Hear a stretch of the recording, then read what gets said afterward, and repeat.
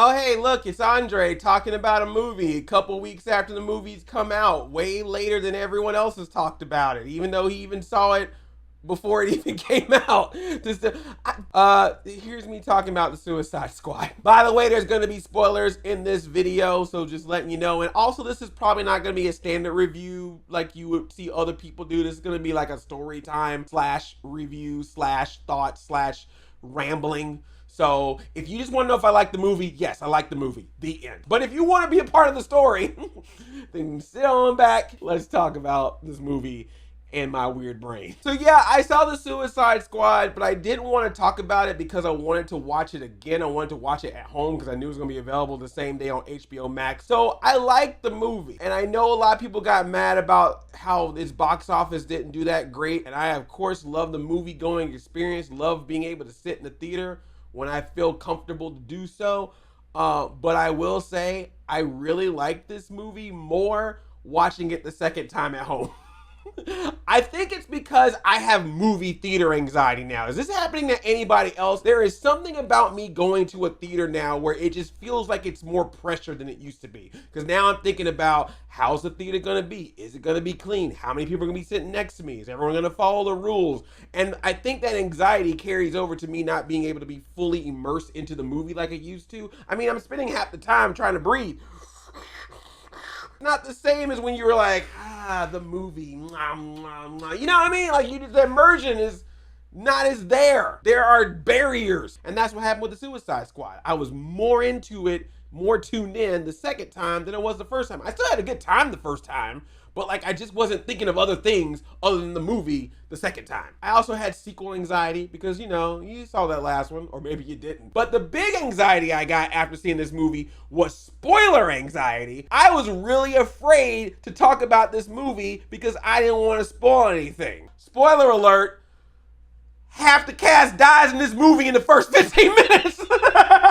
So I was like, Andre, shut up. Because I didn't want to be like, the opening scene is amazing. Because if I did that, I'd be like, oh, well, what do you think happens in the opening scene? Bunch of people die. I can't be all like, oh, my favorite characters are King Shark and Ratcatcher and Polka Dot Man and Bloodsport and Peacemaker. Could you be like, well, that means everyone else died? Like, it was just really hard to talk about this movie pre everyone else seeing it without the fear of letting you know how many characters died in this movie. And we all knew characters were going to die in this movie because they told us up front. They're like, look, all these people ain't gonna make it. That's the whole point of the Suicide Squad. But I thought the impression would be like, throughout the course of the film, some of these characters will be like, pew, pew, pew, pew, pew, pew. Not, hey, all y'all, boom! Rest of the movie continue. It's crazy though. It's one of my favorite scenes in the entire movie. Like, that opening scene is great. You get to see Savant being part of the squad. Like, they put the thing in his head to say, hey, if you don't follow our orders, your head gets blown off. He gets ready to go on the mission. He meets the other members of his squad. You see Flagg coming back. You see Captain Boomerang coming back. You see Harley Quinn coming back, as well as all these new characters like Javelin and TDK, whose arms fly off. He has a great part moving around and his arms are flying in the air and they just go. You got this alien Mongal, you got Pete Davidson, and then a giant Weasel. I am Weasel. But like, all of them die. Like, Blackguard pretty much sells them out, gets shot in the face. Then like Javelin gets shot a bunch of times. TDK's arms get shot, which hurts him. Mongal just jumps up and grabs a helicopter. The whole thing lands on her, burning her up. And then she had a bunch of trees cut that stabbed Captain Boomerang. Then the explosion of the helicopter killed Captain Boomerang, arm up in the ground with the boomerang in your hand, like. And my favorite part is Savant is watching all this happen and he just goes, and just runs off. And Amanda Waller, she's like, get back there. And he's like, nah, I'm out. I'm done. Everyone's dying. I'm out. And she's like, all right, boom. And I love that his blood turns into Warner Brothers Presents. I also like that he killed a bird when he was in his jail cell. And then that same type of bird like landed on his corpse and just starts picking at the corpse like, this is for my brother. And can we just talk about Amanda Waller? Amanda Waller is one of the best characters in the DC universe. Please keep using Viola Davis as Amanda Waller because she is amazing. Because y'all know she set them up. She totally set them up because while all that was going on the other side of the island, we got the real team, like Bloodsport, Peacemaker, Ratcatcher 2, Polka Dot Man, King Shark. They all on the other side. She sent that first group out to die to keep the army busy at Corto Maltese so that the others can get in there. She knew exactly what she was doing. I bet you money she even set up the whole Blackguard, selling them out to begin the whole thing. Like, that was such a setup from Waller. She's just so good. I also love that there's one part where she's like, oh, Rick Flagg is captured. Y'all got to go get him. And oh, he's captured by some horrible people. You got to kill all of them. And we get this great scene where Bloodsport and Peacemaker are trying to one-up each other in deaths. You got Peacemaker just walks by a dude with his knife just going clack, clack, clack, clack, clack, shooting people with darts and explosive bullets. Then you find out that they're actually a bunch of protesters, just innocent protesters trying to stop the corruption in Corto Maltese. And they're supposed to be like a whole army. And they just killed the whole of them. Because Waller was like, go kill him. She knew what she was doing. She knew. She got Bloodsport bad. Bloodsport didn't even want to be a part of the whole thing. He's like, I don't want to do this. I don't want to be a part of your Suicide Squad. And she's like, oh yeah, well, we caught your daughter stealing. And you know what? We're going to try her as an adult. Bring her here. And you know people die here, especially someone like her. She'll totally die here. And I love that her underlings were like, you're really not going to kill this kid, are you? And Waller's looking at them like, fool, do you know me? Do you not understand what Amanda Waller is capable of? I need some more Amanda Waller in DC movies. Let's make it happen. I like a lot of the characters in this movie. I thought Ratcatcher 2 was actually a really good character, had a lot of heart, and also controlled rats. That was just fun. I love her little like rat friend. Waving hello, Sebastian, wave hello. Look, if we make Ninja Turtles again, which I think they are, they're making like 2 or 3 new Ninja Turtle movies. Can we gender bend Rat King? Can she be the Rat Queen? It was really cool to see Bloodsport pulling out all these different weapons, connecting weapons to other weapons to make bigger weapons, like he's a freaking Power Ranger when they bring all their weapons together to bring that Mega Blaster out and like shoot little darts out of the side of his arm, and always hits his mark. Peacemaker, played by just out there. King Shark. How could you not love King Shark? Hand. Fake mustache. I love King Shark, man. It's a different King Shark than like the Harley Quinn series or probably any of the other DC animated movies. But you know, it's their King Shark. It's the way they want to do King Shark. And I thought it was an adorable King Shark. I love that part where he just like finds those other fish and he's just like, new dumb friends. He think they all cool till they come out with them teeth like, and I love that everyone keeps trying to kill King Shark, especially at the end when they like had him on the ground. They were like shooting and they were about to reload. He's just like, nom nom, just eating folks. My favorite part, even though it was bad because he was one of the protester guys, he did not deserve to die. But there was a dude on watch, and you just see King Shark, this big old CGI dude walking in the back going, do do do do do, nom nom nom nom. Freaking little shop that dude. Polka Dot Man is just awesome. Also, he is the variant of both the Marvel and DC universes. Like, how many people has this guy played in multiple Marvel and DC properties? Keep getting that work, bro. Keep getting that work, David. But yeah, man, Polka Dot Man, the character you would think would make no sense in this movie, is actually one of the best characters in the entire movie. He has this really sad story about how his mom gave him this virus that causes him to have all these polka dots that are in his body. He has to like spit them out twice a day or else they'll eat them inside. And he can also throw polka dots and just burn things. But it's kind of a sad story about how his mom basically experimented on him because she was so determined to make him and his family superheroes. Some of them even died. And of course, he has so much pain about his mother that he now sees her everywhere. And they literally have shots of other characters looking like his mom. Even at one point, Starro looks like his mom. It's ridiculous. But hey, it worked. I was really sad. You know, of course, he has that moment where he's like, I'm a superhero. Harley Quinn is in this movie too. Harley Quinn is in the first group, but she survives and then she gets captured. And then she pretty much has her own short film within the movie. Like, she has this whole thing where she meets the president of Corto Maltese. She meets the president of Corto Maltese who wants to marry her because he's trying to get a better look for his people when he wants to take over by being a family man or being a married man. And he also loves her. But when he's all like, I'll kill anybody that gets in my way, men, women, or children, Harley sees it as a red flag and just kills the dude. It's kind of like a follow-up to her experience going through Birds of Prey. Oh, and look, I'm not trying to be weird, I swear. But between Once Upon a Time in Hollywood and this movie, Margot Robbie's WikiFeed page gonna blow up.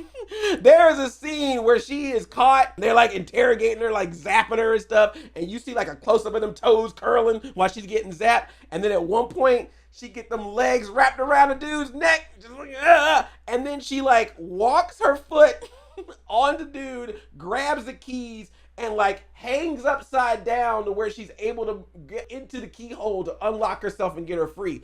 And according to the internet news roundup, she did that herself. Good job with that. And then that leads into a really cool sequence where she just starts shooting everybody. She's like shooting and stabbing people with javelin, and you see blood and flowers coming out. It's just like really cool to have that Harley vision. Well, I ain't got nobody. It's playing in the background and freaking flowers are flying everywhere. It's a good moment. She gets some good scenes in this. Just interesting that she was kind of doing her own thing until she met up with the rest of the squad. And I like when she teams up and they're all like, we were going in to save you, and she ended up getting out herself. She's like, I'll go back in if you wanted me to. It's just so sweet. And then they had this whole talk about Milton. Who's Milton? He's been with us the whole time. It's just these weird interactions that's the kind of stuff that I was digging. Like, I know a lot of people come out of this movie going, oh my gosh, the R-rated gore and the violence and the bad words and the brief nudity. Whoa, they put that in a superhero movie. Ooh. And I'm like, cool, that's fun. I like all that stuff too.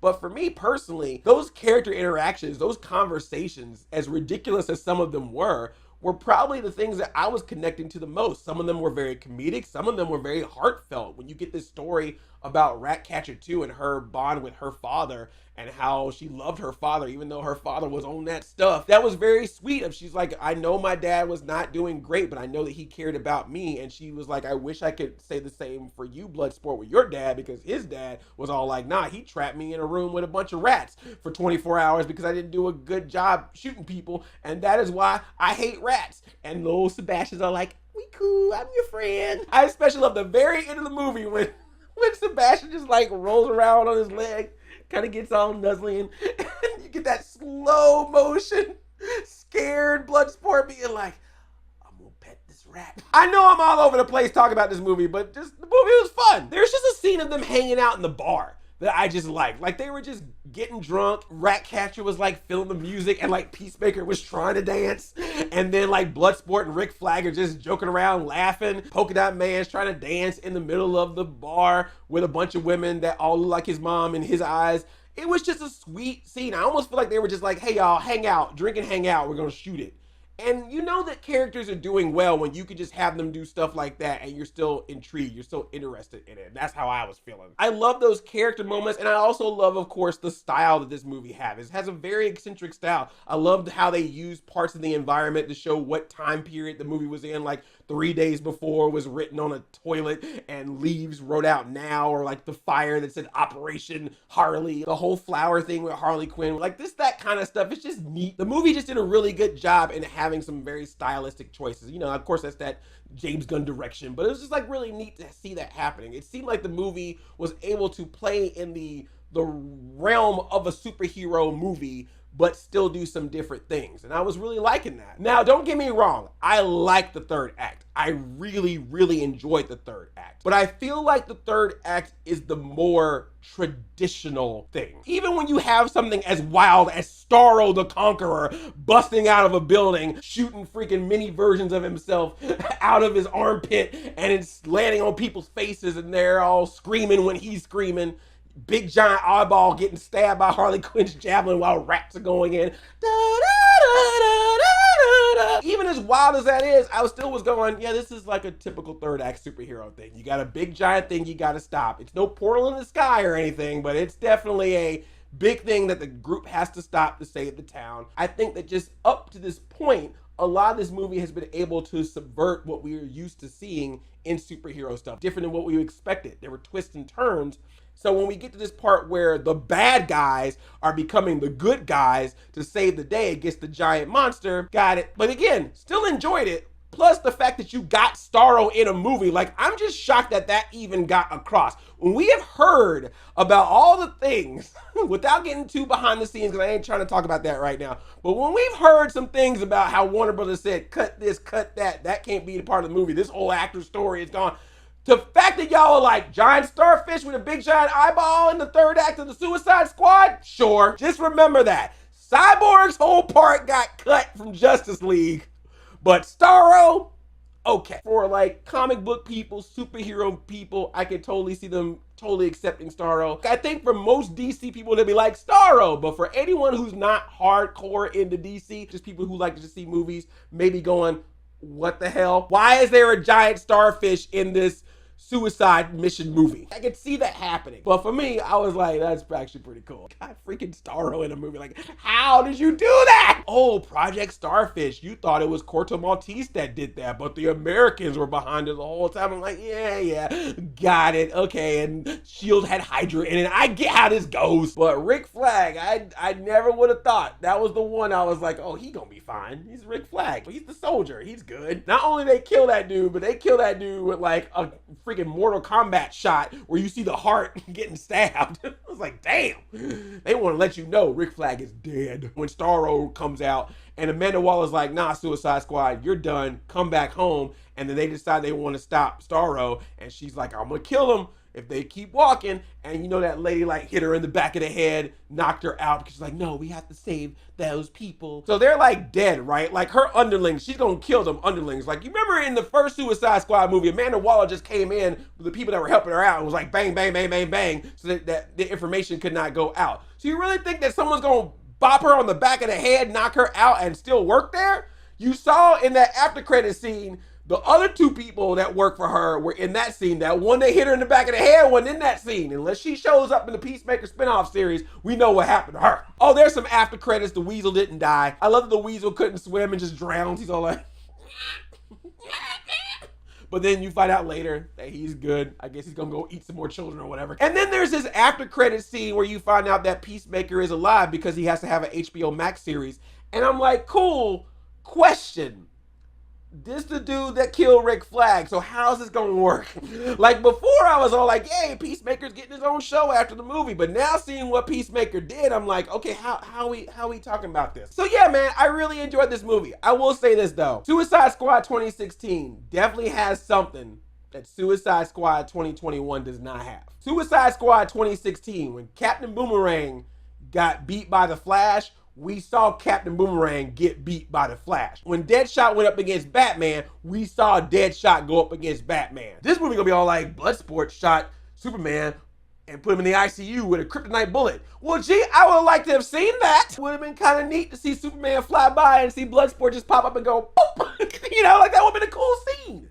Plus, when did that happen? Did that happen before Superman died or after Superman died? Because I think that would have just been hilarious if Superman comes back from the dead, fights the Justice League, and gets his mind right, fights Steppenwolf, is all like, all right, everybody, Superman is back. And then Bloodsport pops out, no way, Superman. Boom, like that would have been pretty cool. I just got here, man. I was in the grave. Where you going back? Boom, you're Superman. Have you seen Hobbs and Shaw? I'm Black Superman. By the way, worst Idris Elba impression ever, but I can't help myself because I really like Idris Elba in this movie. He's really good in the Suicide Squad. McCavity. So yeah, man, I really enjoyed this movie. I had a great time with this movie. I wasn't coming out all like, oh my God, the best thing in the world. I just was like, this is really good. I very much enjoyed it. It did some really cool things that I was not expecting. It did some other things that I was pretty much expecting. But the fact that I was just able to just enjoy this the whole time, I really liked it. I think I liked it more the second time. Thank you for watching this video. I'll see you next time. Take care. Bye.